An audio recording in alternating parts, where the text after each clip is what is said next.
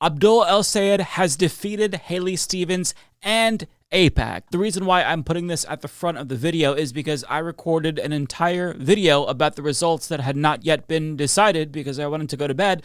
And after I finished, I thought, let me just check to see one last time if the results came in. And sure enough, NBC News has called it for Abdul El-Sayed, which I did not expect because, as you're going to see, the results are very close. So just keep that in mind as you watch the following video, because at the time that I recorded this, I did not yet know the results. So add that to the list of wins from tonight's news. But with that being said, enjoy the video.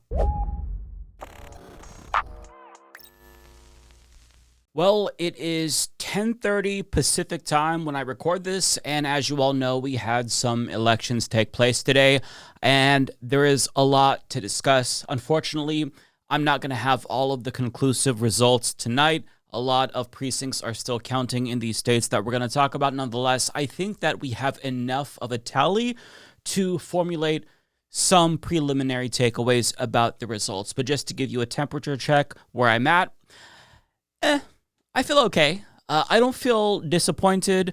I don't feel ecstatic. I just feel okay. I think that we can definitively say that the leftist momentum is going to continue. Nonetheless, the establishment candidates put up a very solid showing, so it wasn't the bloodbath that I was hoping for. Nonetheless, we still have, presumably, some solid victories. And, you know, the reason why I just kind of feel okay, even though several victories is good, is because, one, I think I kind of inadvertently got used to winning and enjoyed the feeling as much as I tried to resist getting used to that.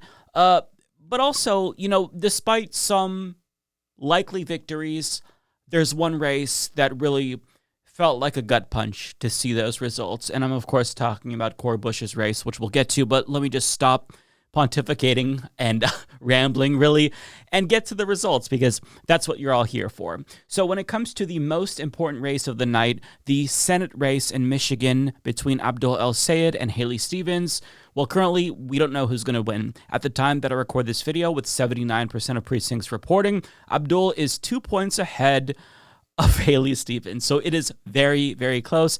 I've been watching these numbers all night. It's been incredibly close. The numbers have oscillated between 5 and 3 points, with him consistently being in the lead. And if he's able to maintain this lead as the votes come in, then he's going to pull off a victory. I'll talk a little bit more about that in a moment, but let's get to some more results.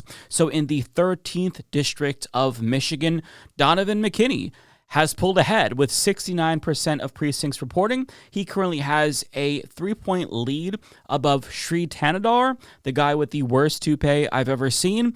Although I'm not super confident about this particular race because it's gone back and forth. McKinney fell behind. He then pulled ahead. I've been hitting F5 all night, and, you know, I hope that this lead stays. It's close, but, you know, I'm feeling good. When it comes to the 1st congressional district of Michigan, Klye Blomquest, unfortunately, did not pull it out. He lost by about 23 points, which is very, very sad to see.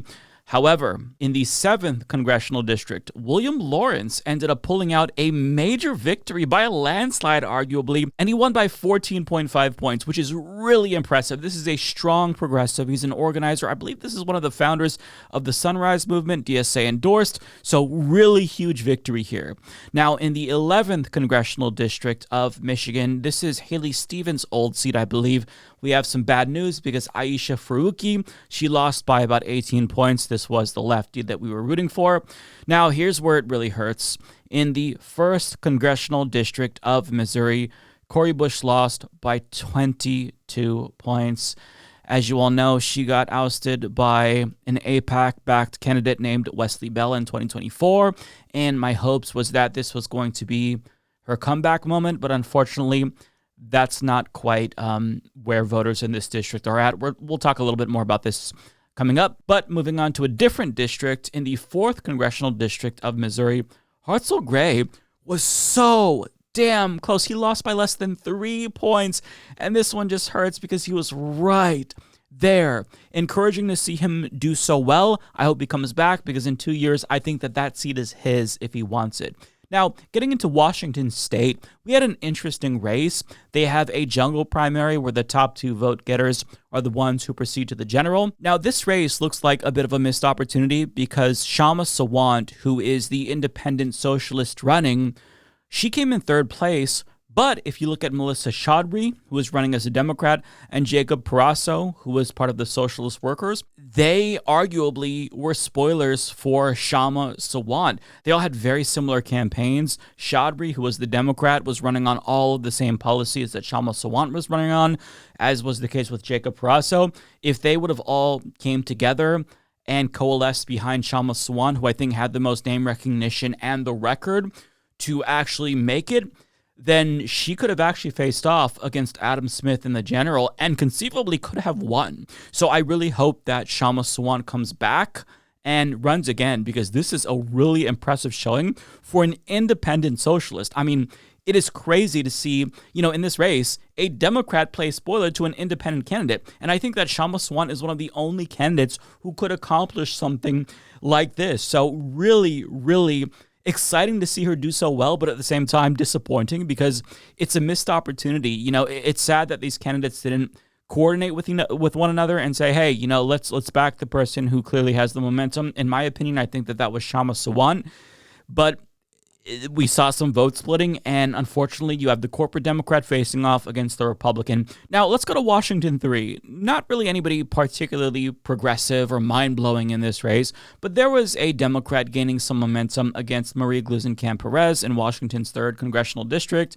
Unfortunately, he did not win. So it's the Republican and the corporate Democrat here. I was just, I was watching this race a little bit here and there, hoping that, the less bad Democrat would make it, but unfortunately, that was not the case. Maybe next time. So to recap, we have one for sure victory at the time that I record this video in William Lawrence in the 7th Congressional District of Michigan. 2 possibilities, Abdul El-Sayed and Donavan McKinney. I really hope they pull it off. I can't say for sure who's going to win. Again, I've been watching these numbers all night. They've gone back and forth, so I don't want to make any predictions. I'm just going to say, check the pinned comment, because by the time you're watching this video, odds are you might know the results. So when I get up in the morning, I will update that. It'll be the first thing that I check, first thing that I do, and we'll see who wins. But if Abdul El-Sayed is able to just eke out a victory, it doesn't matter how close it is, this will be a Mamdani level of an attack against the establishment. It will be massive, and they will be fucking pissed. And vote blue no matter who will go out the window like that. But if he ends up winning, we have to get him across the finish line. He has to beat the Republican, because if he does not, if he loses to the Republican, and I'm confident that he can win, but if he loses, the establishment is going to hold that against us until the end of time. Now, the fact that it's this close with Abdul El-Sayed, is it disappointing? Absolutely, but you have to understand what he's up against. So New York Times journalist Teddy Schleifer reports 6 outside groups spent $62 million for Stevens, giving her a 9-to-1 spending advantage over Abdul. Half of that Stevens spend, $32 million, came from AIPAC Super PAC.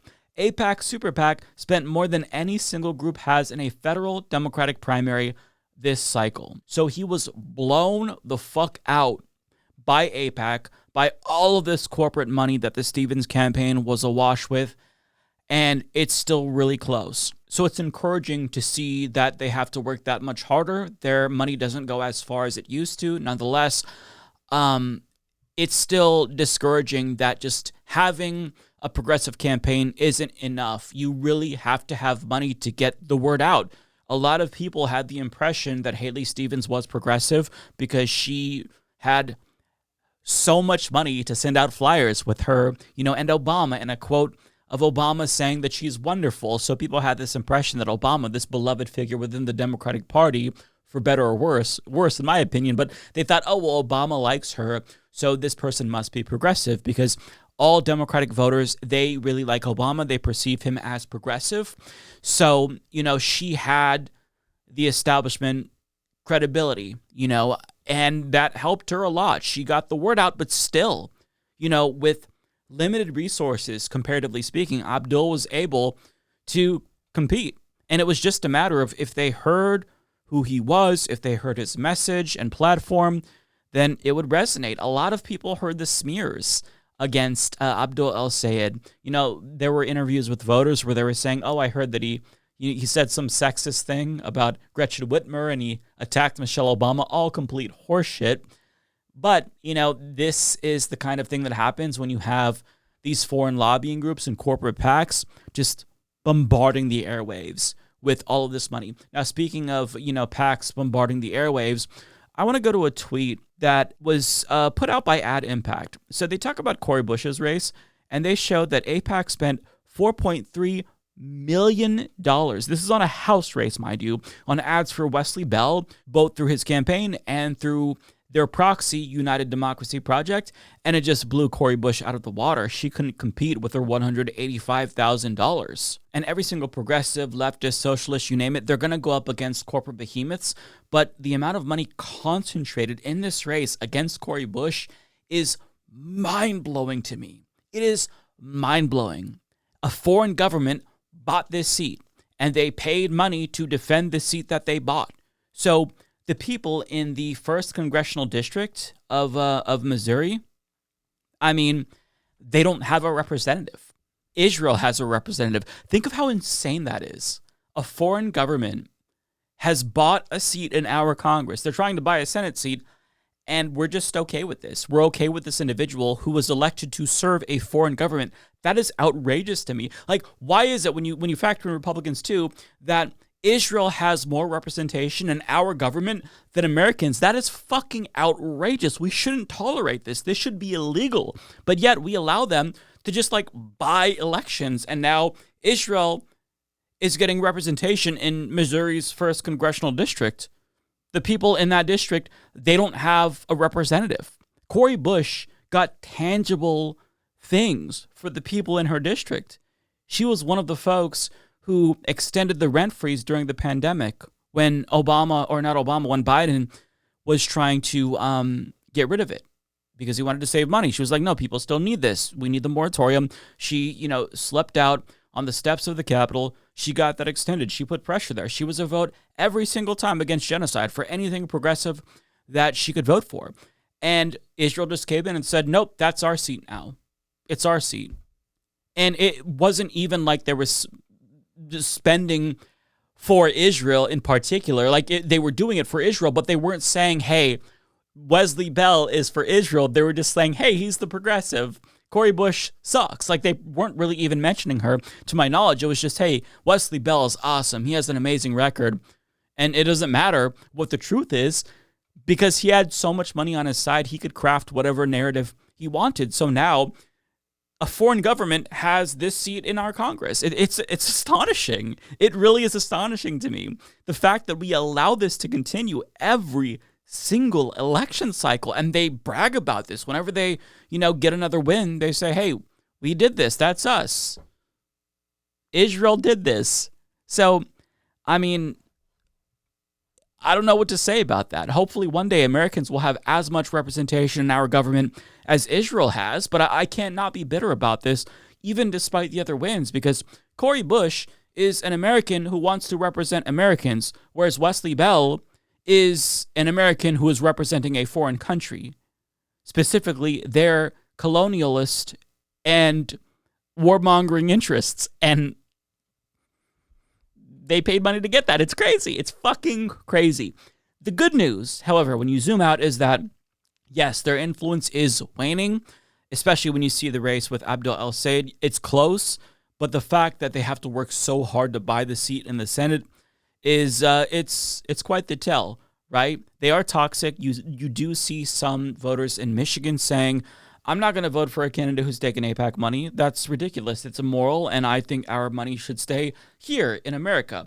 So the tide is turning. The paradigm is changing, albeit very, very slowly. I shouldn't say that because in the span of 2 years, it's changed a lot. It is sad that you could see such a decisive victory for a foreign government in 2026, even after everything that took place, the genocide, Trump's foreign policy, this right-wing foreign terrorist state just bought this seat again for at least 2 more years. Outrageous. But I don't want to be too negative because what we're seeing here genuinely is encouraging. If we get all the wins that are trending that way, McKinney, if we get El-Sayed, and then include in William Lawrence, that's 3 wins. That is really impressive. That's 3 more left-leaning, socialist-adjacent, at least, candidates. And I haven't even touched on all of the DSA victories at the local level. In state houses, they're racking up win after win. I believe in Ann Arbor, Michigan, a DSA-backed candidate defeated a 12-year incumbent. Maybe it's 12 term. I can't remember specifically, but DSA is cleaning up across the country. So I'm really only giving you a narrow picture of what's taking place. So overall, very, very good for the movement. I just think that we need to be a little bit more savvy. As I've said before, let's communicate. If there's other left-leaning candidates, let's talk and decide who should go forward so we don't split votes, so we can beat the Republican and the corporate Democrats. And also, let's make sure that we keep up the momentum. I don't want to be too downer. It's hard to look at this result, especially in Michigan, and not fume. Nonetheless, genuinely encouraging overall, but I'm crossing my fingers it's not over yet. I hope Abdul and McKinney pull this out, because if they do, we're looking at a solid night. If, worst case scenario, William Lawrence is the only win from the night, I will be sincerely disappointed. It wouldn't matter if it was super close. I'm not taking a spiritual victory as a win anymore. Like, I want actual victories. I want asses in seats in Congress. So we'll see what happens. I'm going to update that pinned comment, so check below. If it's not there, then I'm still sleeping. But if it's there, I will update first thing in the morning. I'm really, really hoping that he pulls it out, because if Abdul and McKinney don't, I'm going to be fucking pissed, and I'm probably going to crash out. But if not, they could spare me that misery and that agony. So we'll see what happens. I'm tired. It's late. Good night, everybody. Or good morning.